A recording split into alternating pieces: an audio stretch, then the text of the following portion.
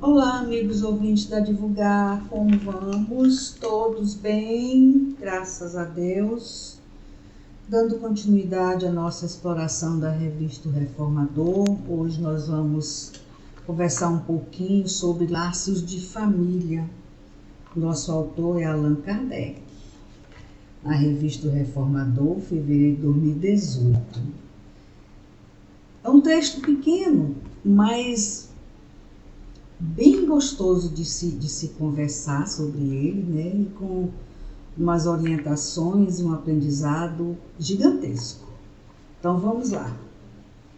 E ele começa assim: o mandamento honrar a vosso pai e vossa mãe é uma consequência da lei geral de caridade e de amor ao próximo. Visto que não pode amar o seu próximo aquele que não ama a seu pai e a sua mãe. Mas o termo honrar encerra um dever a mais para com eles. Amar quem não ama seu pai e sua mãe não pode amar uma outra pessoa. Ele deixa isso claro aqui nas primeiras linhas. E honrar o seu pai e a sua mãe é um dever a mais para com eles. O da piedade filial. Quis Deus dessa forma mostrar que o amor se deve juntar o respeito, as atenções, a submissão e a condescendência, o que implica a obrigação de cumprir-se para com eles. De modo ainda mais rigoroso, tudo o que a caridade ordena em relação ao próximo em geral. Esse parágrafo inicial aqui, Jesus nos mostra a importância que nós precisamos dar a quem nos trouxe ao mundo, né? Foi a mãe, o pai que eu escolhi, independe do comportamento dele ou dela, independe dele nos dar atenção, independe dele nos dar amor. Só em ele ter nos permitido, ter nos dado a oportunidade de nos receber, de até colocar a sua vida em risco para nos trazer ao mundo, de dedicar o seu leite materno para nos alimentar, porque se a nossa mãe não nos der de mamar, a gente pode até se alimentar com outro tipo de alimento, mas não tão saudável quanto o leite materno, não é? Para a gente ver a importância que é a mãe na nossa vida, na nossa encarnação. Se faz necessário para que a gente possa ter uma boa saúde, ser alimentado os 6 primeiros anos de vida do sangue da nossa mãe. O leite é o sangue, né? Então, nós às vezes não nos importamos, às vezes nós os ignoramos, às vezes nós nos chateamos porque ele não é o pai ou ela não é a mãe que nós gostaríamos de ter, né? Mas foi a mãe e o pai que nós escolhemos. Eu trago isso para a minha vida. Meu Deus, essa mãe fui eu que escolhi. Eu tenho a mãe que eu mereço. Boa ou ruim, generosa ou não, foi a mãe que eu escolhi. É a mãe que eu preciso ter nessa encarnação. Assim que a gente precisa pensar. É o pai que eu precisava ter nessa encarnação. Então vamos olhar com mais carinho para os nossos velhinhos, né? Porque geralmente quando a gente deixa de se importar, é quando eles já estão dependendo da gente, precisando do nosso aconchego. Ao ciclo da vida, a gente nasce e precisa 100% dos nossos pais. Mas aí, nossos pais vão indo, aumentam o volume, tempo de vida e vai descendo e volta lá para a velhice e vão precisar da gente. Esse é o momento principal da gente retribuir aquela mão que nos ensinou a andar, que nos limpou o bumbum, que curou as nossas feridas, que nos deu de mamar, que nos ensinou a comer, a falar, a andar de bicicleta, a nadar, a ter responsabilidade e estudos. Por mais que os pais sejam negligentes, mas se a gente fizer um somatório de tudo que a gente precisou deles, já é o suficiente para a gente olhar com um olhar de caridade, pelo menos. Né? Tem filho que dá a vida pelos pais, mas tem filho também que não se importa. Ela diz assim, não pedi para nascer. Infelizmente, ainda tem filhos que fazem isso. Não pedi para nascer, não pedi para ser tua filha. E aí, como é que a gente vai conseguir amar alguém se a gente não ama quem nos deu a vida? Como é que a gente vai honrar alguém se a gente não honra quem nos colocou no mundo, quem deu, às vezes, dá a sua própria vida pela nossa vida? Não é verdade? Então, Allan Kardec, ele deixa muito claro isso, da necessidade de amarmos e honrar, principalmente honrar o pai e a mãe. E ele continua dizendo assim, bem interessante essa leitura, pequenininha, mas de uma grandiosidade de ensinamento maravilhoso. Os laços do sangue não estabelecem necessariamente vínculos entre os espíritos. O corpo procede do corpo, mas o espírito não procede do espírito, porque o espírito já existia antes da formação do corpo. Olha que interessante, o nosso compromisso com nossos pais é nessa encarnação. É nesse corpo, é nessa matéria. Não é o pai que cria o espírito do seu filho. Apenas lhe oferece o invólucro. Nos oferece o invólucro corpóreo, cumprindo-lhe, no entanto, auxiliar o desenvolvimento intelectual e moral do filho para fazê-lo progredir. Então, o que ele diz aqui, que o pai, não é o meu pai nem minha mãe que criou o meu espírito. Ele me aceitou e me fornece essa matéria para auxiliar o desenvolvimento intelectual e moral do meu espírito, para me fazer progredir. Então, a importância do meu progresso espiritual também faz parte da responsabilidade do meu pai e da minha mãe. Ele me recebe, ele me coloca um corpo, uma matéria. O compromisso é grande. Os espíritos que encarnam numa mesma família, sobretudo como parentes próximos, são, na maioria das vezes, espíritos simpáticos, ligados por relações anteriores, e que se traduzem de uma afeição recíproca na vida terrena. Mas também pode acontecer que sejam completamente estranhos uns aos outros, divididos por antipatias igualmente anteriores. Esse exemplo ele é bem típico em muitas famílias. A gente vem para uma família e depois a gente observa que a gente não tem nada a ver com aquela família, nada a ver.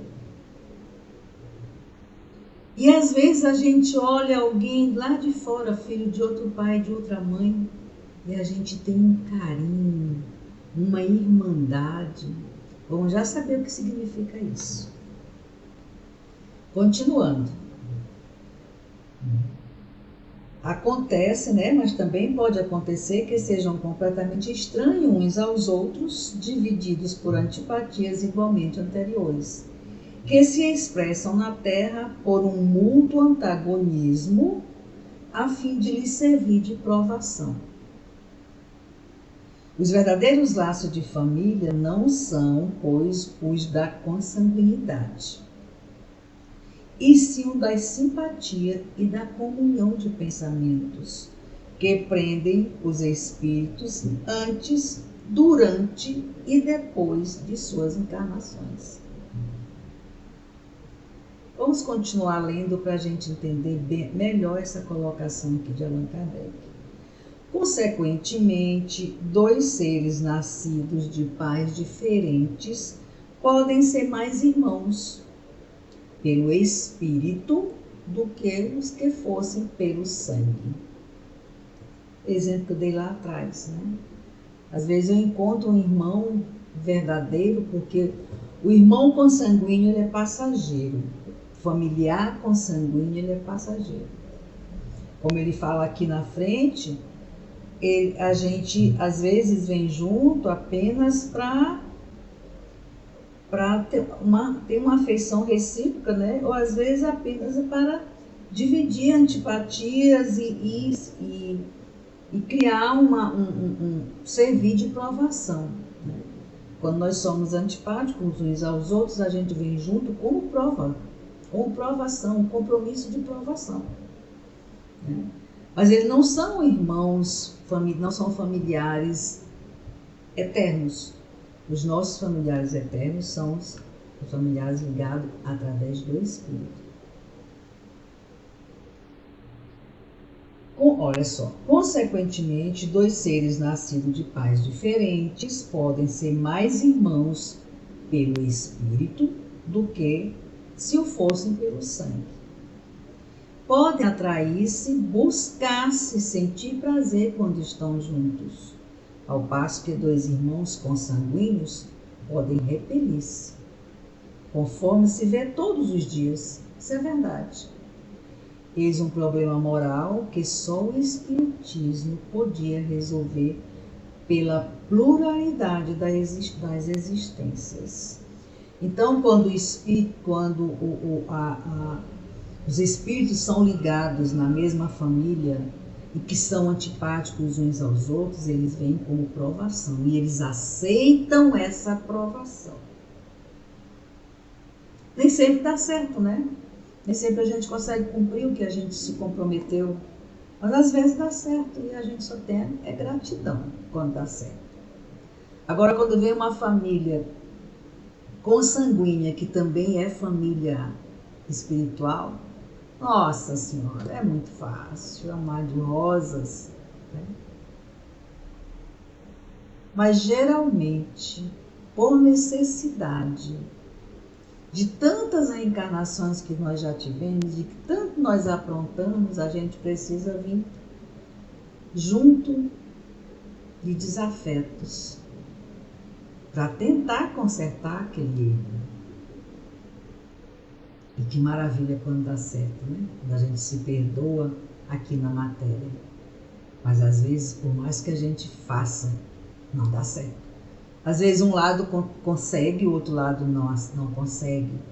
Então depende muito de como você se predispõe, como você caminha, o caminho que você envereda, a criação que você tem, se você é levado para já descobrir o lado espiritual, se você já tem uma religião ou uma maneira de vivenciar o Cristo, a gente consegue superar essas falhas. A gente consegue superar essas predisposições que a gente tem de rejeitar o desafeto que está do nosso lado. Mas quando a gente cresce num mundo materialista, que a gente não se aproxima do caminho de Deus, que a gente não se aproxima do Espírito, a gente não só vê a matéria, só vê o aqui e agora.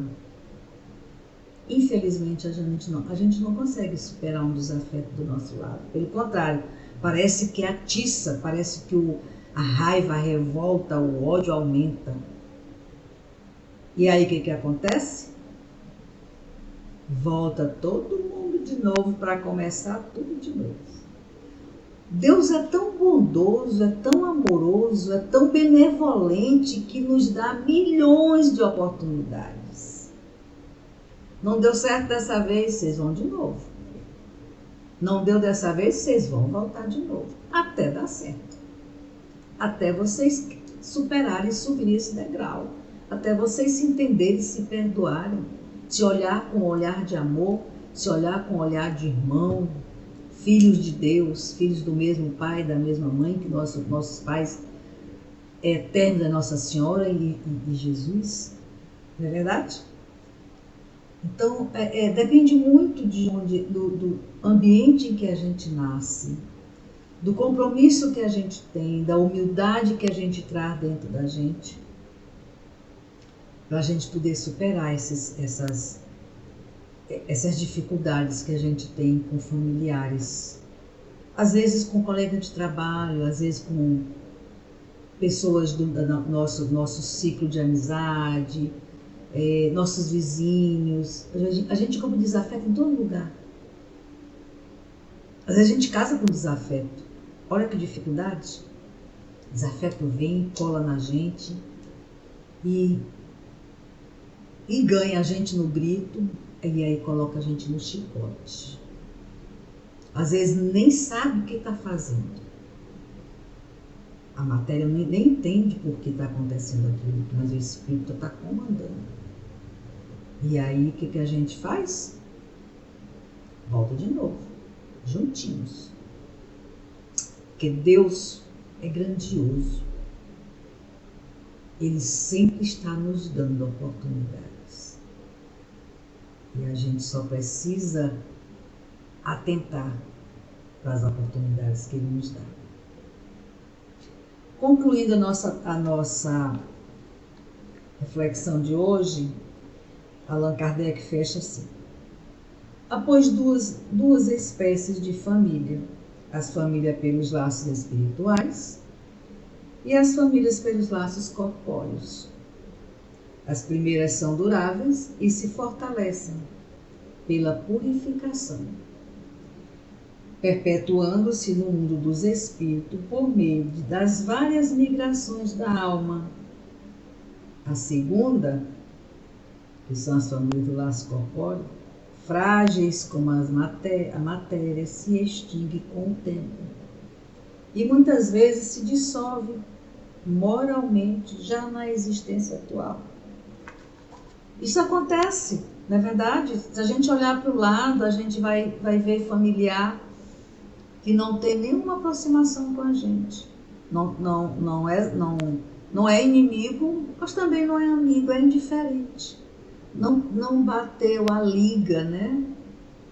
Nasceu no nosso meio, é um primo, é um sobrinho, é uma tia, né?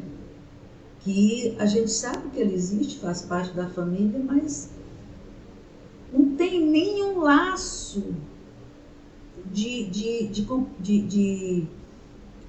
como é que diz? Nenhum laço de afetividade